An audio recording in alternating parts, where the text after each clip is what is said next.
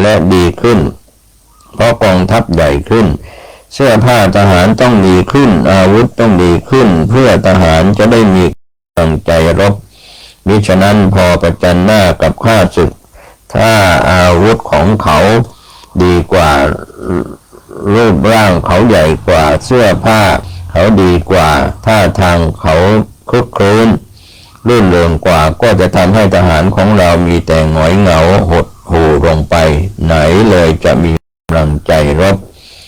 เมื่อทุกอย่างต้องดีขึ้นดีกว่าเก่าเงินทองก็ต้องจ่ายมากขึ้นข้าวสารก็แพงคนยากจนมากนาก็ทำไม่ได้ถึงกับบางครั้งต้องซื้อข้าวจากต่างเมืองที่บรรทุกสำเภาขายท้องพระคลังอันว่างเปล่าปราศจากเงินแม้แต่แผ่นบางๆสักแผ่นหนึ่งแล้วพระเจ้าแผ่นดินจะเอาเงินที่ไหนมาซื้อข้าวจะเอาการเก็บภาษีอากรอะไรที่ไหนได้ในเมืองราษฎรเกือบทุกครอบครัวพลัดพรากจากกันไม่มีทางทำมาหากินเป็นหลักฐานเลยในเวลานั้นเมื่อเราศึกษาประวัติศาสตร์หรือพงศาวดารก็มักดูแต่เรื่องรบกันว่าใครแพ้ใครชนะเรื่องหาเงินมาซื้อข้าวเลี้ยงทหารเราก็ไม่เคยรู้ไม่เคยคิดกันเลยก็ว่าได้ครูก็ไม่เคยพูดว่าพระเจ้าแผ่นดินเอาเงินที่ไหนมาซื้อข้าวเลี้ยงทหารซื้อดาบซื้อปืนซื้อเสื้อผ้าให้ทหารสวมใส่แม้เวลาเจ็บไข้เอาเงินที่ไหนซื้อยาให้ทหารเราไม่เคยรู้เลยจริงๆครูสอนแต่ว่าสมเด็จพระเจ้าตากสินเสียพระจติเท่านั้นเราก็รู้เพียงอย่างนั้นเพราะพงศาวดารเขาเขียนไว้อย่างนั้นครูก็สอนอย่างนั้นเราก็รู้เพียงอย่างนั้นเท่านั้นเองเดี๋ยวนี้เราค่อยรู้ความจริงขึ้นมาบ้างแล้วว่าพระเจ้าแผ่นดินก็เหมือนพ่อแม่มีความห่วงใยลูกว่าจะอดอยากจะป่วยไข้ตายจะต้องไปเป็นทาสเขาจะไม่มีแผ่นดินอยู่อาศัยพ่อแม่ก็ต้องพยายามให้ลูกมีกินมีใช้ไข้เจ็บรักษาให้ปัญญาอย่าให้เขาหลอกลวงไปขายได้และต้องให้เป็นเอกราชให้เป็นเจ้าของแผ่นดินไทยของเราสมเด็จพระเจ้าตากสินมหาราชนั้นท่านไม่ใช่เกิดในเสวตฉัตรเพราะฉะนั้นก็ไม่มีอะไรเป็นเครื่องผูกพันให้ต้องทำการรบเพื่อเสวตฉัตรหรือเพื่อพระมหากษัตริย์องค์ใดองค์ใดทั้งสิ้นนอกจากทำเพื่อช่วยแก้สถานการณ์อันเลวร้ายให้ดีขึ้นเท่านั้นท่านปราบคนชั่วเพื่อให้คนดีมีศีลธรรมได้อยู่เป็นสุขเมื่อบ้านเมืองเป็นสุขพระศาสนาก็จะมั่นคงเจริญถาวรต่อไปด้วยเจตนาอันบริสุทธิ์ของท่านดังนี้ประกอบกับท่านเป็นผู้ทำอะไรทำจริงบางครั้งทรงทำได้ในเมื่องานสิ่งนั้นคนธรรมดาทำไม่ได้จนทหารทั้งหลายเห็นเป็นอัศจรรย์จึงได้พากันเคารพนับถือเป็นอย่างยิ่งความรักนับถือทำให้เกิดความเห็นอกเห็นใจทหารทั้งหลายเห็นอกเห็นใจเห็นในความยากจนของพระเจ้าอยู่หัวแล้วแต่เห็นอย่างหยาบเพราะพระเจ้าอยู่หัวท่านไม่ได้แสดงออกให้รู้แน่ละให้รู้ไม่ได้ถ้าให้รู้ว่ายากจนในท้องพระคลังไม่มีแม้เงินสักเกสักหนึ่งตำลึงทหารทั้งหลายจะเสียใจพระเจ้าอยู่หัวก็ต้องทำหน้าที่เรียกว่าทำหน้าทำตาชื่นมื่นแม้อกจะตรมขมไหม้แต่ทหารเก่าที่สนิททหารที่ติดตามมาแต่ครั้งเป็นเจ้าเมืองตากจนเป็นพญากำแพงเพชร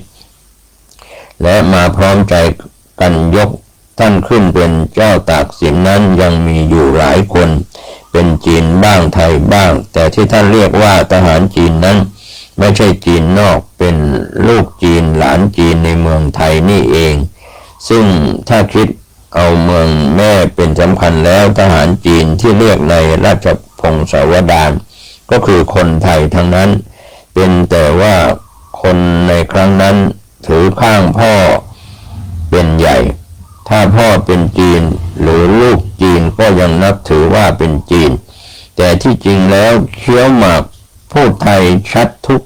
อยู่ทุกวันอาหารในกองทัพก็น้ำพริกนั่นแหละสำคัญนักถ้าขาดน้ำพริกก็กินข้าวไม่ลงเหมือนทหารไทยนั่นแหละสมเด็จพระเจ้าตากสินมหาราชทรงเป็นมหาราชจริงๆเพราะราษฎรเต็มใจเรียกท่านอย่างนี้ท่านเป็นพระโพธิสัตว์ฝ่ายปราบท่านเป็นผู้มีความกตัญญูต่อเมืองไทยอันเป็นเมืองแม่ของท่านด้วยความกตัญญูของท่านนั่นเองจึงทำให้มีผู้กตัญญูต่อท่านและหวังเอาท่านเป็นที่พึ่งของเขาเองตลอดไปจนถึงลูกหลานของเขาด้วยคนพวกนี้คือคนที่ถูกเรียกว่าทหารจีนนั่นเองทหารจีนเก่าของท่านเริ่มปรึกษาหารือกันเงียบๆว่านั้นใกล้อ้วงเกกันโคนั้นแม้ไร่เสือหู้พระเจ้าอยู่หัวของเราลำบากแล้วเราก็ต้องรีบช่วยกันเถิดหรือไอ้จานี่เสียก็แกจะคิดอย่างไรล่ะคนก็ตอบว่าคนนี้ยังคิดอะไรไม่ได้ดอกเพราะนาก็ทำไม่ได้สวนก็ทำไม่ได้การเงินก็ร้อนแรงเพราะพม่ายกทัพเข้ามาถึงชายแดนแล้วจะต้องหาเงินซื้อข้าวสารก่อนใครมีเท่าไหร่ขอเต้ยเอามาก่อนเถิดแล้วลงบัญชีไว้เมื่อบ้านเมืองเรียบร้อยท่านคงคืนให้เราดอกนะอย่าคิดอย่างนั้นเลยนายทหารผู้มีบรรดาศักดิ์ซึ่งมีชื่อเดิมว่ากิมกังแซ่ลิ้มห้ามอย่างเบาๆเราเป็นทหารแต่ชีวิตยังสละเพื่อบ้านเมืองและพระเจ้าอยู่หัวได้จะมาคิดอะไรกับเงินทองเล็กๆน้อยๆท่านให้เรามากกว่านั้นเราช่วยท่านเมื่อบ้านเมืองเป็นสุขลูกหลานเราก็จะได้อยู่สบายด้วยจงแยกย้ายกันไปเถิดออกปากขอความช่วยเหลือจากญาติพี่น้อง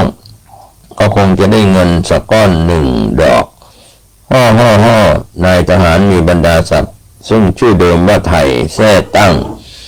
กล่าวรับรองแล้วว่าอย่างซื่อๆว่าอย่า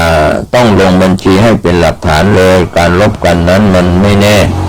ย่อมมีแพ้มีชนะถ้าเผื่อฝ่ายเราแพ้ก็จะลำบากศัตรูมันก็จะรู้ว่าเราเป็นกำลังให้สู้มันก็จะทำร้ายเราสู้ทำอย่างเงียบๆดีกว่าสีใช่แล้วไทยพูดถูกเราทำอย่างเงียบๆเถิดจะได้ไม่มีภัยเพื่อนกล่าวรับรองพร้อมกันทุกคนแยกย้ายกันไปแล้วค่อยๆพูดจากันเมื่อไปหาญาติมิตรซึ่งเป็นคนค้าขายได้มาบ้านละ2 ตำลึงบ้าง5 ตำลึง10 ตำลึงบ้างพ่อค้าบางคนก็ใจใหญ่และใจดีช่วยบอกเพื่อนฝูงต่อไปถึงตำบลต่างๆที่อยู่ใกล้จนค่อยๆไกลออกไปบางคนมีศรัทธาช่วยให้คนขี่ม้าไปบอกญาติที่อยู่ใกล้กันทำอย่างเงียบๆในครั้งนั้นประมาณ15 วันก็รวบรวมเงินได้รวม10,000 ตำลึงพอพ่อค้าใหญ่บางคนให้ภรรยาขุดเอาเงินขึ้นมาให้เป็นไหก็มีบางคนให้ข้าวสารมาบ้างปลาคิมบ้างในงานเงียบนี้ก็มีคนไทยซึ่งชอบพอกับจีนร่วมบริจาคด้วยก็มีหลายคนแต่ในงานครั้งแรกนี้ไม่มีบัญชีแน่นอนเลยเพราะกลัวภัยจึงไม่ได้จดไว้สมเด็จพระพุทธเจ้าอยู่หัวพระเจ้าตากสินมหาราชทรงรับถุงเงินจากทหารผู้ซื่อสัตย์อย่างเงียบๆด้วยความรู้สึกอันปลื้มปิติในความรักชาติและความกตัญญูของทหารเหล่านั้นแต่รับสั่งขอบพระทัยด้วยพระเสียงอันแผ่วเบาได้ยินกันเฉพาะเท่านั้นเพราะเจ้าของเงินไม่ได้ต้องการให้ใครรู้และเรื่องนี้อยู่นอกประวัติศาสตร์ก็กล่าวถึงผู้เขียนได้ทราบความจริงจากพระองค์ท่านและคุณประยงและน้องนางของพระองค์ในสภาพเป็นพระโพธิสัตว์เทพบุตรและเทพธิดาพระเจ้ามังละกษัตริย์พม่าผู้บูชาการลุกราน ได้ให้อาแซวุนกี้เป็นทัพใหญ่เข้ามาตีเมืองไทยทหารพม่าเข้ามาหลายด้านฝ่ายไทยต้องจัดทัพออกต่อต้านอย่างสุดฝีมือก็เป็นการขอนำสารบัญเรื่องนี้มากล่าวมีพระเจ้าอังวะให้อาแซวุนกี้ยกทัพเข้ามาตีเมืองไทยอาแซวุนกี้ให้ยุงอคงวุนยกมากองหนึ่งให้ตะแคงมอนนองยกมาอีกกองหนึ่งทางด้านเจดีย์3 องค์พม่าตีทัพไทยที่ท่าดินแดงแตกพญายมราชถอยทัพหนึ่งให้พระองค์เจ้าจุ้ยกับพญาธิเบศบดียกไปตั้งรับพม่าเมืองราชบุรี2ให้ข้าราชการของกองพญายมราชที่แตกทัพพม่าทำการแก้ตัว3ให้เจ้ารามลักษณ์ยกหนุนไปเมืองราชบุรี4ส่งกองทัพกลับจากเหนือให้เลยออกไปเมืองราชบุรีไม่ให้แวะบ้านพญาเทพโยธาแวะบ้านทรงประหารชีวิตด้วยฝีพระหัตถ์5ให้พญาจิงกับพวกมอญที่เข้ามาพึ่งพระบารมีตั้งบ้านเรือนที่3 โคกและแขวงเมืองนนทบุรีตั้งพญาบำเรอศักดิ์เชื้อมอญเป็นพญารามันวงศ์คุมพวกมอญเข้ากองทัพไปรบพม่า6ให้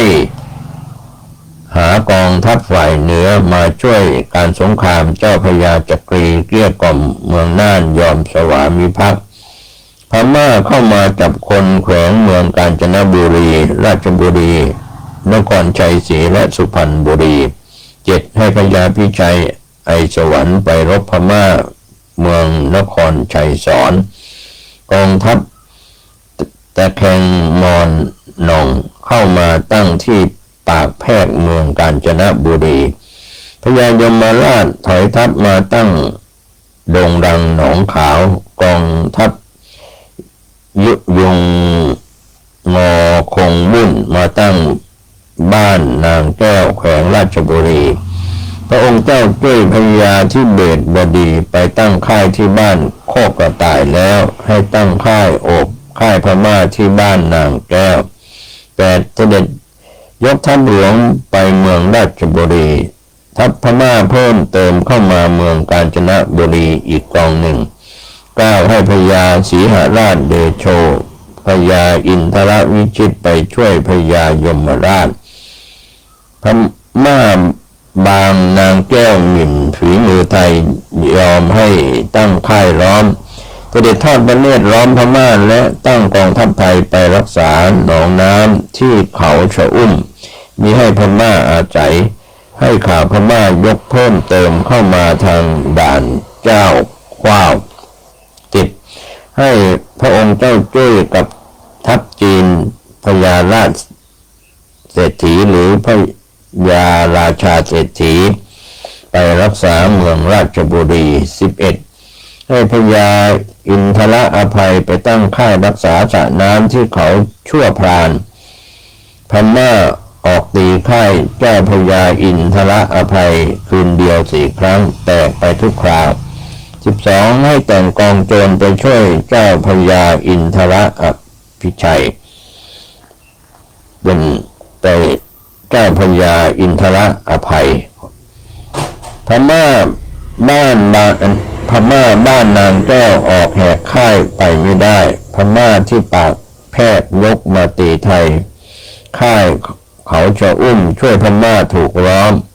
พม่าปากแพรกได้เขาจะอุ้มให้กองทัพไทยที่เขาจะอุ้มถอยมาช่วยล้อมพม่าบ้านนางแก้ว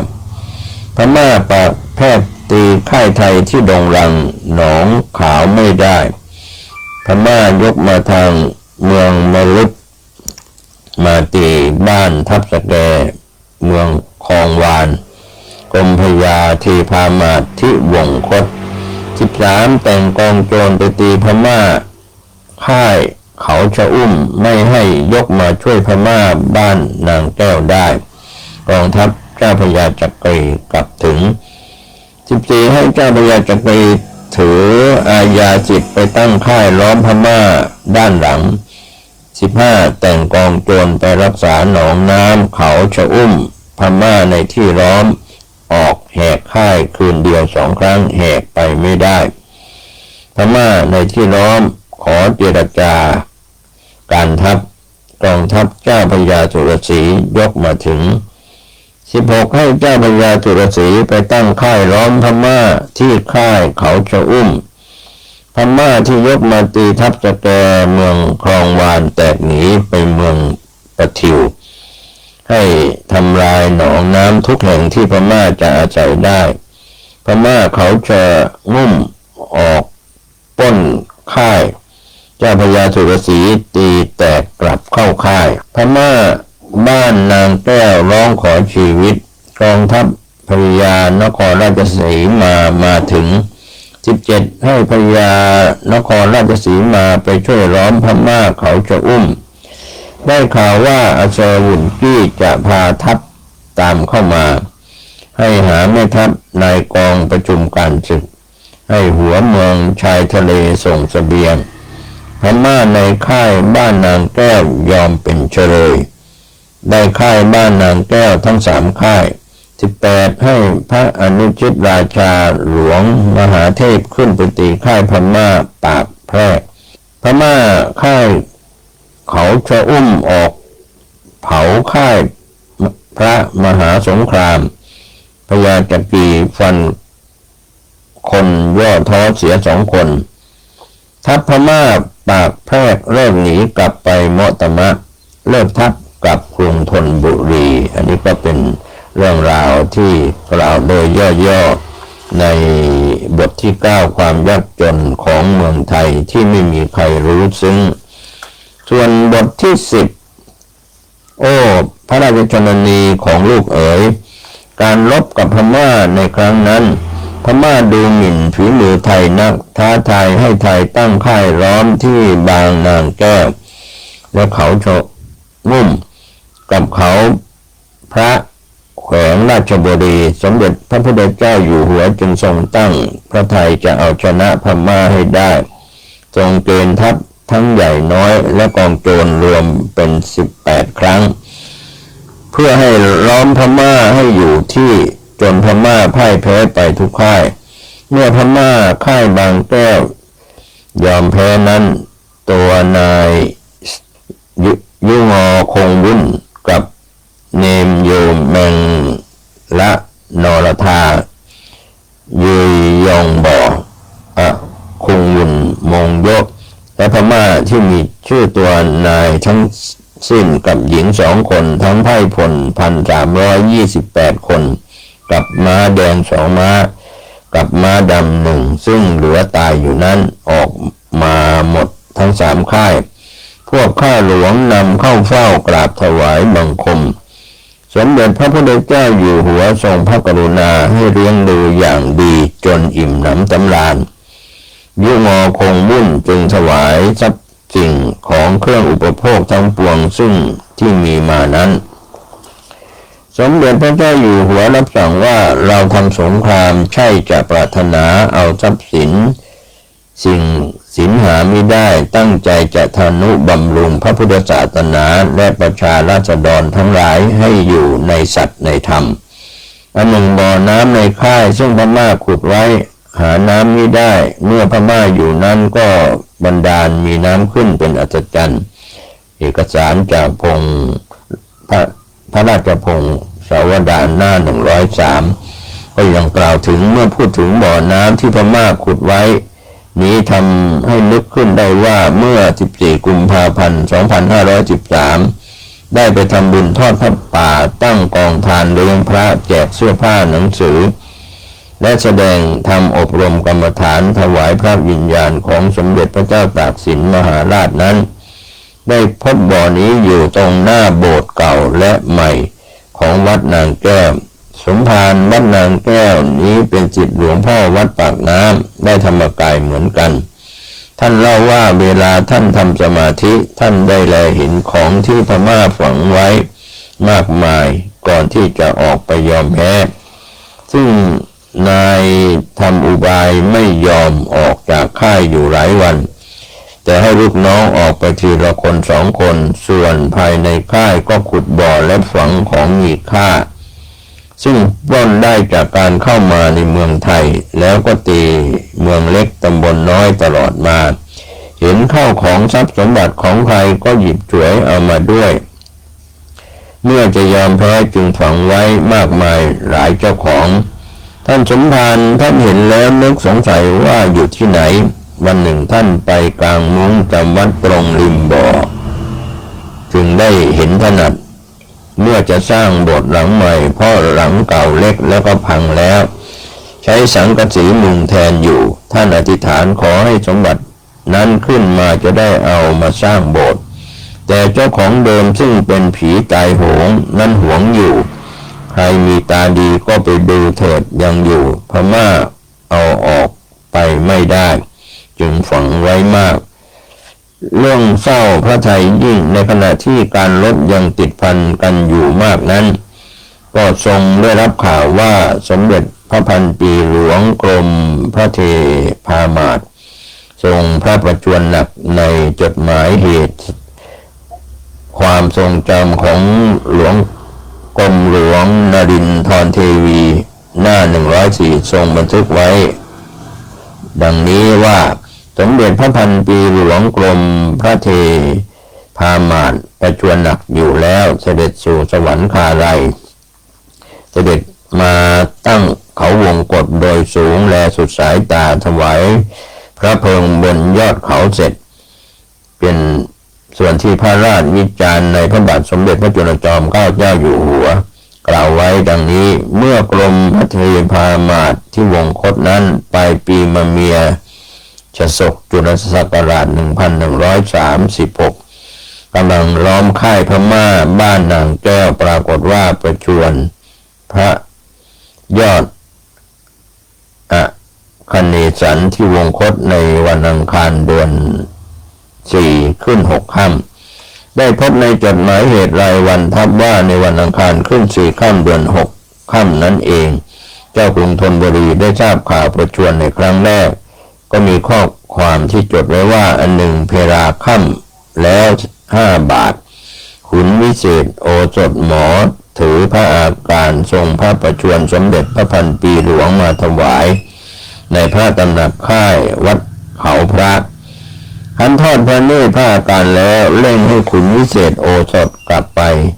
ถ้าเจ้าคุณเห็นเหตุการณ์สิ่งใดให้เอาหมอจำไว้แล้วลิบให้สิ้นแล้วตรัสว่าพระโรคหนักนักจะมิได้ไปทันเห็นพระองค์ด้วยการแผ่นดินครั้งนี้ใหญ่หลวงนักครั้งจะไปบัดนี้ไม่เห็นผู้ใดที่จะไว้ใจอยู่ต้านต่อข้าศึกได้เมื่อกล่าวถึงตรงนี้เกี่ยวกับพระโรคหนักนักจะมิได้ไปทันเห็นพระองค์ด้วยการแผ่นดินครั้งนี้ใหญ่หลวงนักครั้งจะไปบัดนี้ไม่มีเห็นผู้ใดที่จะไว้ใจอยู่ต้านต่อข้าศึกได้การแผ่นดินสำคัญกว่าการจะเสียชีวิตของแม่บังเกิดเกล้าจำไว้ลูกหลานเอ๋ยจำคำนี้ไว้ให้ดีเราจะหาคนธรรมดาหรือพระมหากษัตริย์หรือใครก็ตาม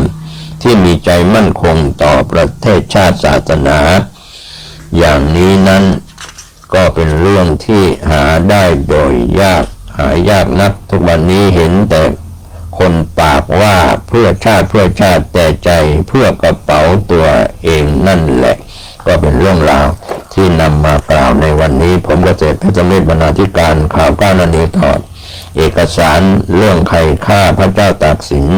เรียบเรียงโดยพิสุณีวรมัยกบินสิงห์จากนครปฐม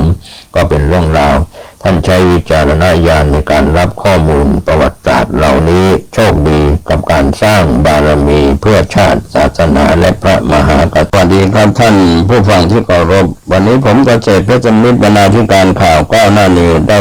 ถอดเอกสารเรื่องใครฆ่าพระเจ้าตากสิน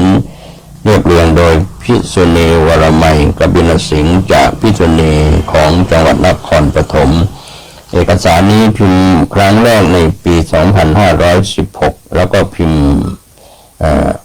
ถู ถึงครั้งที่6ลำดับถัดมา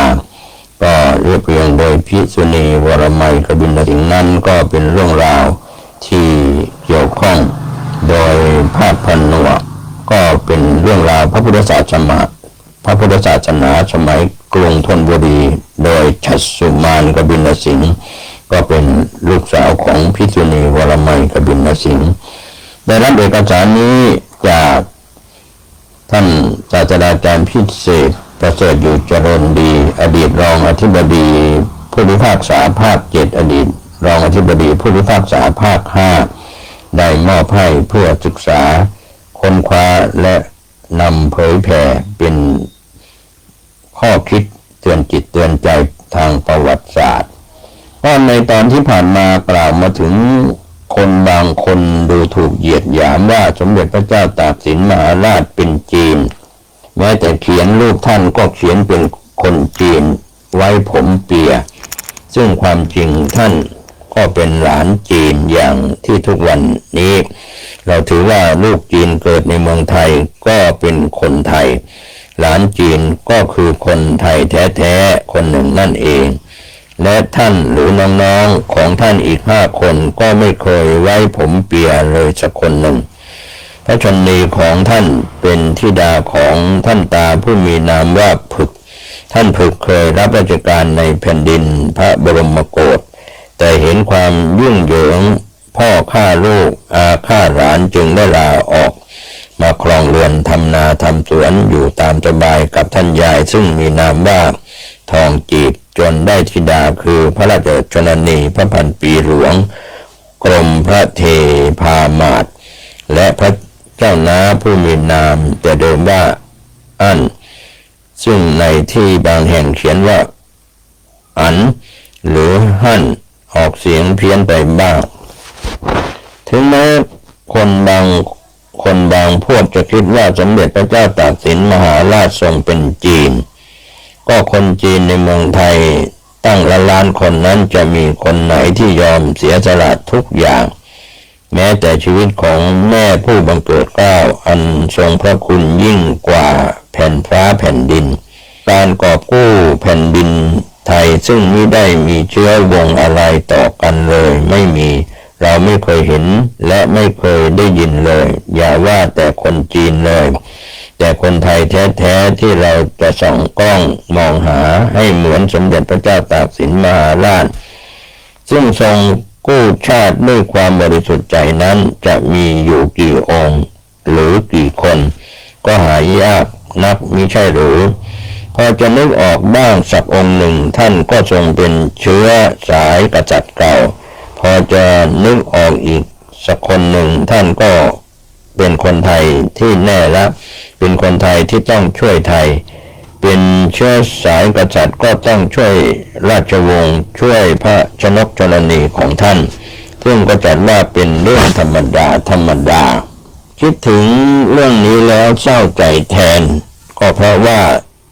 ทางพระโพธิสัตว์นั้น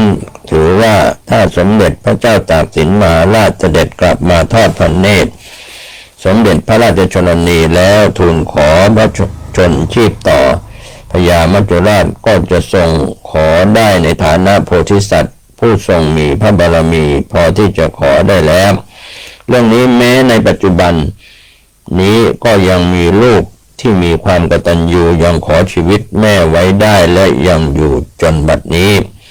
การรบกับพม่าในครั้งยูงอคงวุ่นกับพวกเป็นแม่ทัพรองเข้ามาตั้งค่ายที่บ้านนางแก้วเขาชะอุ่มจังหวัดราชบุรีได้จัดทัพเล็กทัพใหญ่18 ครั้งจึงได้ชัยชนะได้พระราชทานพระธรรมรงค์เพชรวงหนึ่งกับพระแสงดาบด้ามฝักทองแก่เจ้าพญาจักรีแต่สรรเสริญความดีความชอบที่เจ้าพญาจักรีได้เกลี้ยกล่อมเมืองน่านมาเป็นเมืองขึ้นข้าขอบคันธศีมาแล้วให้เป็นแม่ทัพถือธงอาญาจิตยกไปตั้งค่ายมั่นอยู่ที่เขาพระอย่าให้พม่าวกออกหลังได้จนพม่ายอมแพ้ไปทรงพระราชทาน ร่มแพแดงมีระยะ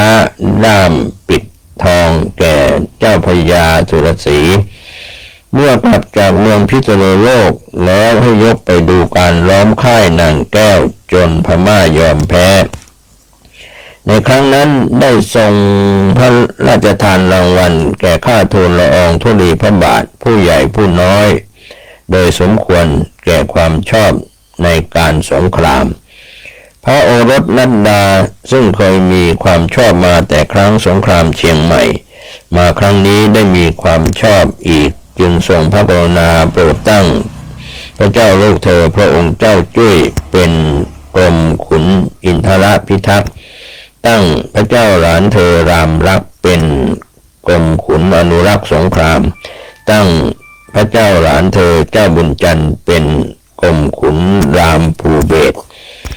เรื่องการตั้งยศถาบรรดาศักดิ์หรือให้รางวัลแก่ลูกหลานนี้รู้สึกว่าสมเด็จพระเจ้าตากสินมหาราชท่านทรงให้ยากท่านต้องระวังว่าคนทั้งหลายจะทรงหวาดระแวงว่าเห็นแก่ลูกหลานต้องให้ได้ทำความดีความชอบให้ใครๆเห็นประจักษ์ก่อนจึงจะทรงพระกรุณาโปรดเกล้าโปรดกระหม่อมสักครั้งหนึ่งแต่ถ้าเป็นข้าราชการหรือคนอื่นๆที่เข้ามาสวามิภักดิ์ท่านก็ทรงพระราชทานให้ง่ายๆอย่างเช่นนายสุจินดาซึ่งมาขออยู่ด้วยเมื่อครั้งท่านตั้งตัวเป็นเจ้าตากที่เมืองจันทบูรณ์ท่านตั้งให้เป็นพระมหามนตรีทันทีทั้งที่ยังไม่ได้ปฏิบัติกิจอันใดอันจะพึงเรียกได้ว่าได้ทำความดีแล้วต่อมาเมื่อท่านได้เป็นพระเจ้าแผ่นดินแล้วพระมหามนตรีไปรับพี่ชายซึ่งเคย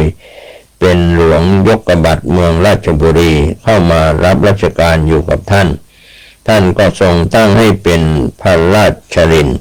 ทันทีโดยที่ยังไม่ได้ทันแสดงความสามารถแต่อย่างใดท่านทรงให้เกียรติแก่ข้าราชการในแผ่นดินเดียวกันมาก่อนเรื่องนี้ต้องแน่นอนเพราะเมื่อท่านจากเมืองตากมานั้นมาอยู่ในกรุงได้รู้จักกับนายสุจินดาซึ่งเป็นมหาดเล็กของพระเจ้าอยู่หัวสุริยามรินทร์ก็มี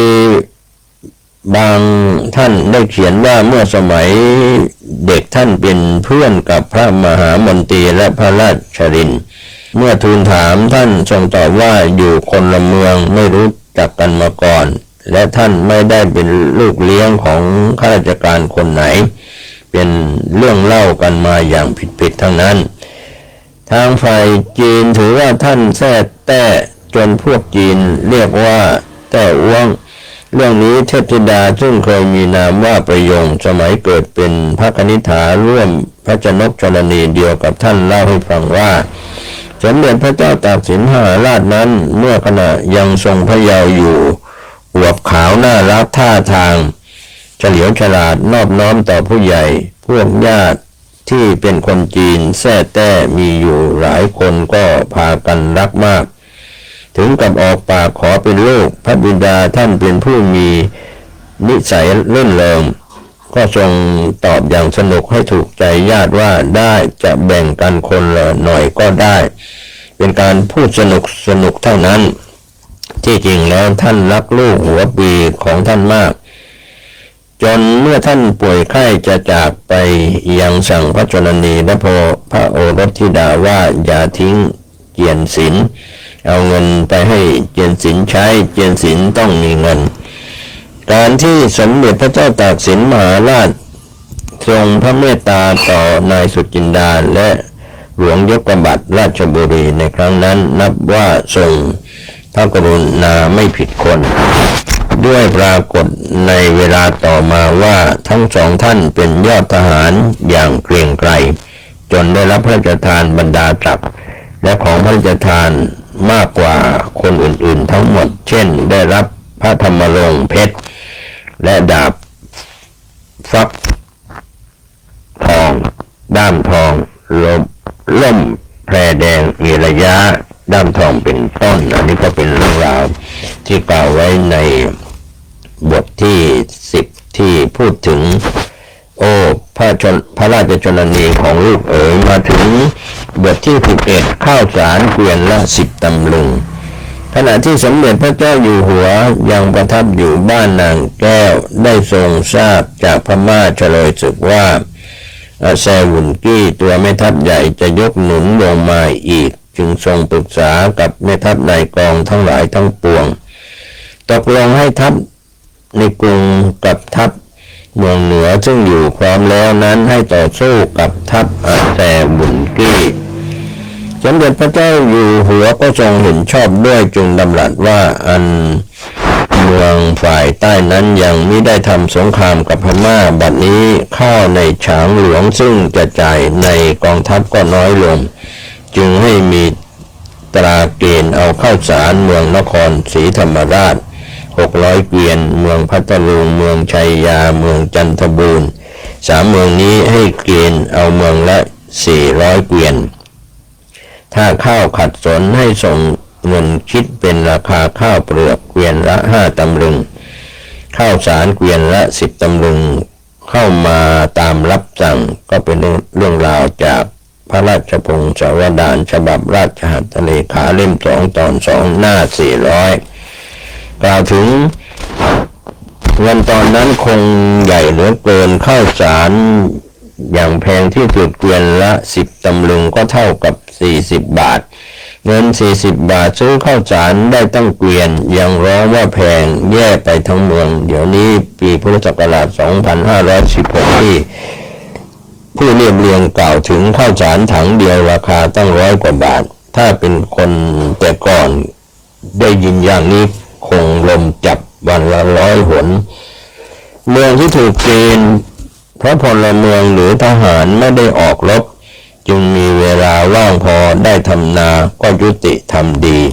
เพราะบ้านเมืองมีทุกข์ก็ต้องทุกข์ด้วยกันคนไหนต้องไปรบก็ไปคนไหนไม่ไปรบก็ต้องทำนาเลี้ยงคนไปรบเป็นการช่วยกันอย่างดีแล้วเพราะเวลาบ้านเมืองมีสุขก็จะได้สุขด้วยกันด้วยเวลาอันน้อยเพราะต้องเตรียมรับสงครามที่แซวุนกี้จะเข้ามารบอีกสมเด็จพระเจ้าอยู่หัวจึงให้เชิญพระโกรธพระบรมศพสมเด็จพระพันปีหลวงกรมพระเทพามาศใส่เรือพระที่นั่งกิ่งแห่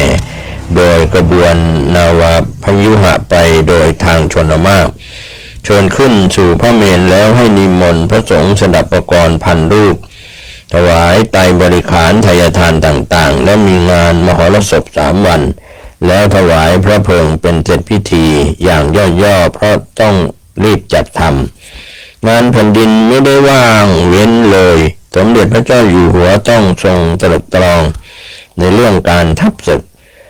กว่าจะได้บรรทมก็เข้า3 ยาม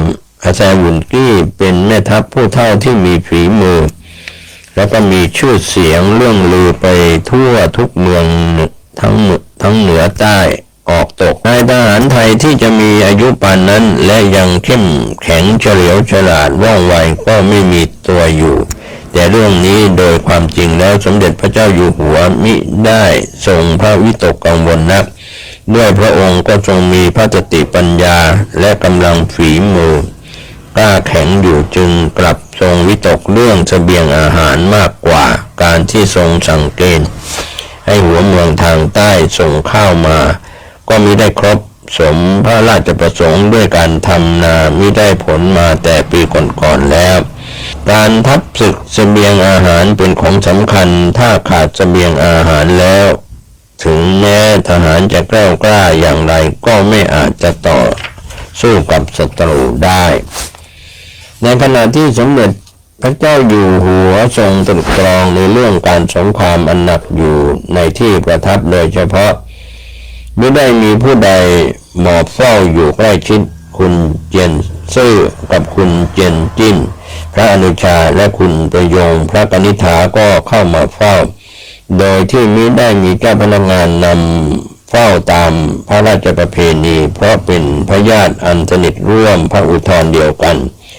คุณเจียนซื่อและคุณเจียนจิ้นมิได้รับราชการคงเป็นพ่อค้าขายข้าวตั้งโรงสีอยู่ตามเดิม เหมือนที่ท่านบิดาสั่งไว้แต่ได้เข้ามาเฝ้าตอนพระราชทานเพลิงศพพระพันปีหลวงกรมพระเทพามาศส่วนคุณประยงนั้นไม่ได้มีครอบครัวเหมือนคุณประหยัดและคุณประยอมจึงเข้ามาอยู่ในวังได้ถวายปรนนิบัติพระราชชนนีพระพันปีหลวงจนกระทั่งท่านจะเสด็จสู่สวรรคาลัยพระราชอนุชานั้นมาเฝ้าครั้งใดก็ได้นำเงินผลจากการค้าขายมาถวายทุกครั้งตามที่พระราชบิดาเคยสั่งไว้เอาเงินไปให้เจนศิลต้องมีเงินพระราชบิดาทรงสั่งไว้ว่าเงินทุนที่ค้าขายนั้นให้ถือว่าเป็นส่วนรวมเมื่อทำได้เท่าไหร่ต้องแบ่งผลกำไรให้พี่ชายคนใหญ่คือสมเด็จพระเจ้าตากสินมหาราชด้วยเพราะคนทำราชการอย่างซื่อตรงต่อราษฎรและตัวเองแล้วจะไม่มีทางร่ำรวยได้เลยเพราะฉะนั้นท่านจึงเป็นห่วงท่านเจียนโล่แซ่ลิ้มพระราชบิดาของสมเด็จพระเจ้าตากสินมหาราชท่านเป็นคนตรงเฉลียวฉลาดรู้หนังสือมากท่านชอบหนังสือทางศาสนาพุทธฝ่ายพุทธญาณแต่ก็ชอบลัทธิของท่านคงจื้อด้วยและโดยเหตุที่ท่านเป็นลูกจีนแต่เกิดมาในเมืองไทยก็รู้จักภาษาไทยลึกซึ้งเมื่อเจริญวัยขึ้นได้ศึกษาทางภาษาจีนและภาษาไทยจึงเข้าใจขนบธรรมเนียมตามประเพณีของไทยเป็นอย่างดีการเข้าใจเรื่องนี้จึงเป็นเหตุให้เข้าเจ้าเข้านายก็ไม่เคอะเขินการอบรมสั่งสอนลูกชายท่านรับเป็นหน้าที่ของท่านตอนกลางวันไม่ว่างต้องค้าขายตอนค่ำก่อนหลับเป็นเวลาดีที่สุดท่านจะสอนให้ลูกรู้ทางธรรมโดยยกตัวอย่างทางพระพุทธศาสนาและทางอาจารย์ขงเจ้อมาเล่าให้ลูกๆฟังท่านชอบยกภาษิตของขงเจ้อมาให้ลูกๆท่องไว้เช่นให้คิดให้ทำมากกว่าพูดอย่าจองเวรต่อผู้ใดให้เมตตาต่อคนทั่วไปและตัวเองตามหลักพุทธญาณและให้ดูทุกคนเป็นเทพก่อนแต่แล้วก็ต้องสอนทุกวันให้ลูกมีความกตัญญูกตเวทีเพราะคนไม่รู้คุณท่านนั้นถึงจะทำอย่างไรก็เจริญไม่ได้นานท่านสอนให้รู้จักทำมาหากินโดยสุจริตตั้งใจทำไม่ต้องโกรธใครก็จะร่ำรวยได้ขอให้ขยันและตั้งใจจริงแล้วท่านก็สอนให้ปล่อยวางโดยเฉพาะลูกชายคนโตแล้วท่านสอนไว้มากว่าเมื่อมีอำนาจแล้วอย่ากุมอำนาจไว้คนเดียวให้รู้จักปล่อยวางบ้างท่านสอนลูกชายคนโตของท่านว่าเจียนจินเมื่อลูกได้เป็นใหญ่แล้วไม่ต้องตั้งพ่อให้เป็นใหญ่เพราะพ่อเป็นลูกจีนคนไทยเขาจะไม่ชอบใจจะตั้งก็ตั้งแต่แม่เขาเถิดเพราะเขาเป็นคนไทยตากับยายก็เป็นคนไทยคนจะไม่นินทาท่านเจนโลเป็นผู้มีความรู้ทางหัตถศาสตร์ลายมือท่านดูมือของบุตรธิดาทั้ง6 คนแล้วบอกกับท่านภรรยาว่าเจียนศิลจะได้บวชเมื่อแก่อีกครั้งหนึ่งแล้วจะไม่สึกส่วนประยงจะไม่ยอมแต่งงานและจะได้บวชตามพี่ชายอยู่ในศีลธรรมไปจนตายและอย่างนี้เจ้าผู้เป็นแม่อย่าบังคับลูกคนนี้เลยเขาจะพอใจถือศีลกินเจก็ดีมากแล้วลูกคนนี้แหละจะได้ปรนนิบัติเจ้าและพี่ชายไปจนจากกันท่านมารดาก็รับคำสามีและดูแลสั่งสอนลูกผู้หญิงให้รู้จักการบ้านการเรือนและค้าขายช่วยครอบครัวคุณเจนซื่อคุณเจนจิ้นคุณประหยัดและคุณประยอมมีเย่าเรือนไปหมดแล้วเมื่อสมัยจลาจลก็ลำบากมากโจรผู้ร้ายชุกชุมต้องเอาทรัพย์ใส่ตุ่มใส่ไหฝังซ่อนไว้ในดินคันพอสงบลงบ้างจึงได้เริ่มลงมือค้าขายกันใหม่เมื่อสมเด็จพระเจ้าตากสินมหาราชทรงให้คนไปรับพระราชมารดาเข้ามาอยู่ในวังท่านก็อยู่อย่างเงียบมิได้ถือเนื้อถือตัวคุณประยงก็เข้ามาอยู่ถวายปรนนิบัติ พระราชชนนีอย่างคนธรรมดาสามัญแต่ด้วยความเรียบร้อยไม่เย่อหยิ่งหยาบคายถือหลักพระพุทธพจน์ไว้ในใจก็พออยู่ได้ในวังนั้นเมื่อถวายพระเพลิงพระศพพระพันปีหลวงคุณเจียนซื่อกับคุณเจียนจิ้นคุณประหยัดคุณประยอมก็เข้ามาด้วยแต่พวกผู้หญิงทูลลากลับไปก่อนเหลือแต่คุณเจียนซื่อและคุณเจียนจิ้นซึ่งเข้ามาเฝ้าในที่ประทับส่วนพระองค์แล้วถวายเงินผลกำไรจากการค้าขายแก่พระเจ้าอยู่หัวสมเด็จพระเจ้าอยู่หัวทรงทอดพระเนตรถึงเงินที่พระอนุชาถวายตรัสขอบพระทัยแล้วรับสั่งว่าเวลานี้ต้องใช้จ่ายมากอุตส่าห์เก็บเงินมาให้ขอบใจแล้วพระอนุชาทั้งสองก็ทูลให้ทรงทราบว่าพ่อค้าจีนและนายทหารจีนได้ช่วยกันจัดหาเงินถวายอีกคราวนี้พวกเขาก็มีกำลังใจว่าไม่ต้องกลัวใครแล้ว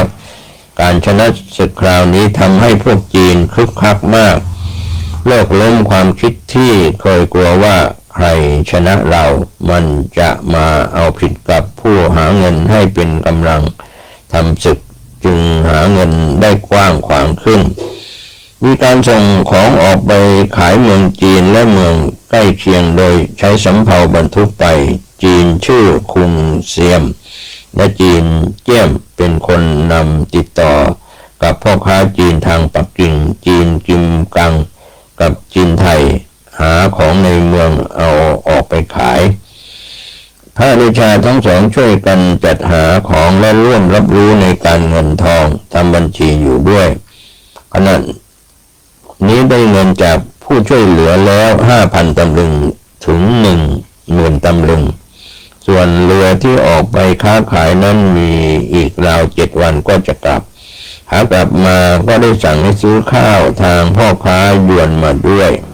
สมเด็จพระเจ้าอยู่หัวทรงฟังแล้วก็ค่อยแย้มสวนด้วยความเบาพระทัยครั้นทูลเรื่องราวต่างๆเสร็จแล้วพระอนุชาก็ทูลลากลับไปที่พักคุณประยงผู้เป็นพระกนิษฐาก็ทูลลากลับด้วยข่าวศึกใหญ่ซึ่งพระเจ้าอังวะให้อาซอวุ่นกี้เป็นแม่ทัพคุมพลมาลบอีกก็จะตีเอาเมืองไทยให้ได้ก็อีกทุกคุกโครมเข้ามาอย่างกระชั้นชิดสมเด็จพระเจ้าอยู่หัวก็ทรงเตรียมรับศึกอย่างเต็มที่ทรงให้กรมอาวุธ